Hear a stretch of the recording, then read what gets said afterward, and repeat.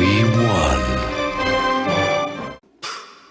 Beatnik. Hello, my baby. Hello, my honey. Hello, my ragtime gal. Suddenly you kissed my wire. Baby, my heart's on fire. More Power of the Prime's goodness comes with a fan-favorite character remade for the new era, Beachcomber.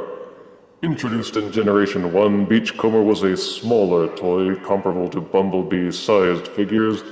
He turned into a blue and gray dune buggy, and his thing was that he was a pacifist and a tree hugger. He didn't appear in many TV episodes except one, The Golden Lagoon, but that is by all accounts one of the most popular and beloved of all episodes.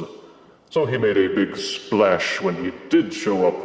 The box shows off the figure well, including character art on the front and sides. Highly touched up photos of both modes are on the back, along with his bio reading, "Autobot geologist uses his scanners to locate resources." Wow. And diagrams that show how to use a Titan Master or Prime Master with the figure itself. Let us unbox Beachcomber and review him properly. Out-of-box Legends Beachcomber comes with his instruction booklet and his collectible trading card, which also says what he would be like if he paired up with Power of the Prime's Prime Master Micronus. And apparently this time it says he power links to share his geological sensors. Oh, that's nice of him. As a dune buggy, Beachcomber maintains a Generation 1 style. He is blue with gray and some silver highlights, and the Autobot symbol prominent up front. There's lots of detail in the sculpting, with engine parts and pipes and more ridges than a potato chip. It would have been nice to have silver on the headlights, but that can be fixed in post-production.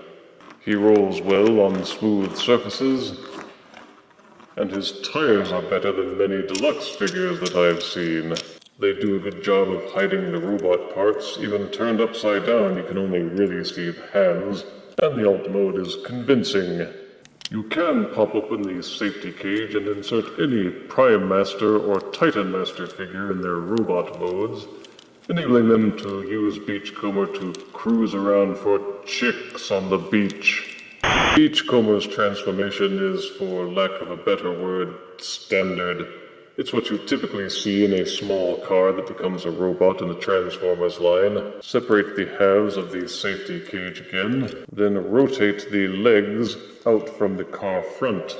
You will see that they tab together. Pull them apart and separate them. Take what was the front of the safety cage and angle them to become the new foot spurs. Take the back of the safety cage and push it until it is lying flush against the back. Take the sides of the dune buggy and untab them from the side of the robot. Here's where the one unique part kicks in. The entire upper body is collapsible into the lower body. Push them down until they click into place. This will also do the dramatic head reveal. And the transformation is complete. In robot mode, Beachcomber still looks well detailed. The head is the classic goggled flat top. The chest sticker is slightly askew, but not too noticeable except for the nitpickers like those blasted internet toy reviewers. He feels solid for his size and balances well on his feet, and he has enough variety in his color to keep him from looking dull, and the paint applications seem nice and smooth with very little visible spillage.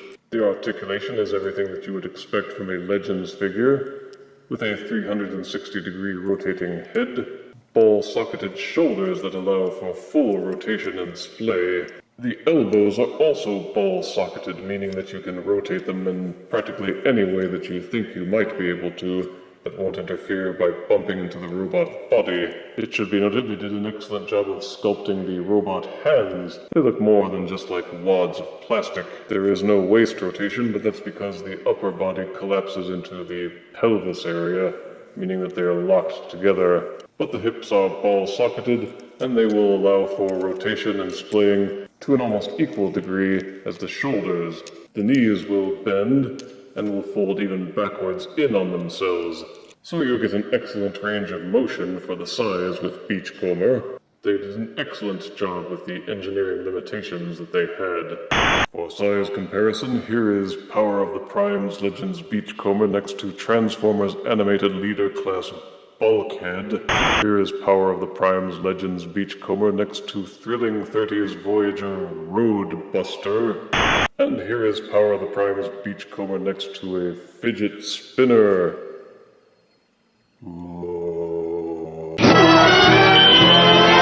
Collectors on a budget will appreciate the smaller Legends Power of the Primes figures. They have a lot of playability for the size. The transformations are easy but clever. Positive aspects to Beachcomber are soothing colors, good detail in the paint and sculpt, and compatibility with Titan Master and Prime Master figures. Negatives are a lack of waist rotation, and he could have used a weapon accessory, but that gap will likely be filled by the Prime Master figures, which are sold separately, and which have features all their own. Legends Beachcomber earns 8 out of 10 deaths. We won. Dang hippie. If you refuse me, honey, you lose me, then you'll be left alone. Oh, baby, tell more and tell me I'm your own.